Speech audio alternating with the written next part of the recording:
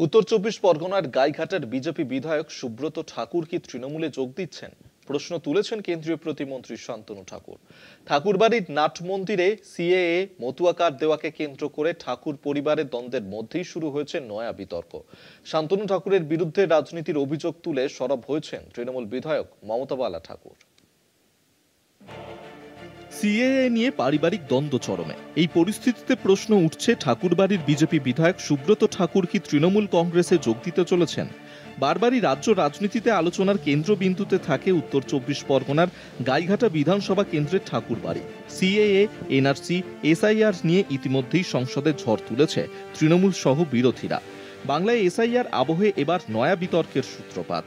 ঠাকুরবাড়ির সামনে নাট মন্দিরে বসেছে সিএএ, মতুয়া কার্ড ও হিন্দুত্ব কার্ড দেওয়ার ক্যাম্প।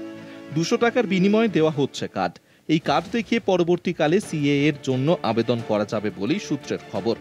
কোনো রকম গন্ডগোল যাতে না হয় তার জন্য ব্যাপক পুলিশি ব্যবস্থা ছিল এলাকায়। বিজেপি বিধায়ক তথা মতুয়া মহাসংঘের সভাধিপতি সুব্রত ঠাকুর ঘটনায় সরব হয়েছেন ভাই শান্তনু ঠাকুরের বিরুদ্ধে। প্রোপাগান্ডা চলছে, দালালদের প্রোপাগান্ডা চলছে। না, ভুল করলে পরে সেটার প্রতিবাদ করতেই হবে, বলতে হবে।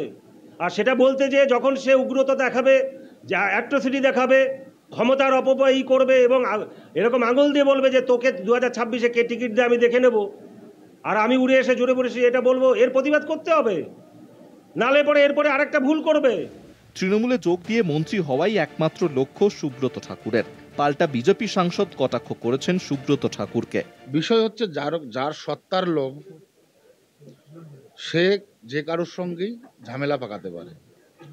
এখন তার জেলাসি হচ্ছে শান্তনু ঠাকুর মিনিস্টার, সে কেন হতে পারছে না, এটা হচ্ছে মোদ্দা কথা।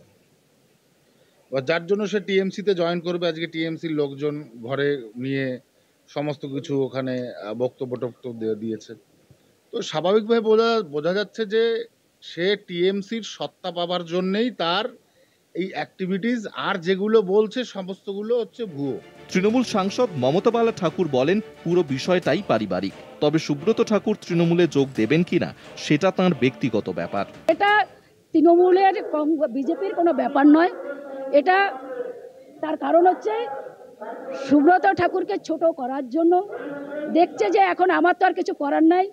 তার কারণ মাকে যে অপমান করেছে, যে করতে পারে, তখন নিজের দোষটা ঢাকার জন্য সে এখন দেখছে যে তাকে আমি কিভাবে, মানে এটাকে রাজনীতি একটা তকমা লাগানোর জন্য সেখানে বলছে যে ওর এসে চলে যেতে পারে। এই ব্যাপারে নিয়ে কোনো কথা আমাদের সঙ্গে হয়নি। নাট মন্দিরে সিএএ মতুয়া কার্ড দেওয়া নিয়ে ঠাকুর বাড়িতে দ্বন্দ্বের মধ্যেই উঠেছে একাধিক প্রশ্ন। ফের প্রকাশ্যে এক পক্ষ সিএএ এনআরসি নিয়ে সরব হয়েছে, অন্যদিকে ঠাকুর পরিবারেরই এক পক্ষের দাবি জোর করে রাজনৈতিক রং লাগানো হচ্ছে। বিজেপি সাংসদ ভাইয়ের বিরুদ্ধে বেনিয়মের অভিযোগে সরব হয়েছে বিজেপি বিধায়ক দাদা। দেবাশিস মণ্ডলের রিপোর্ট, কলকাতা টিভি।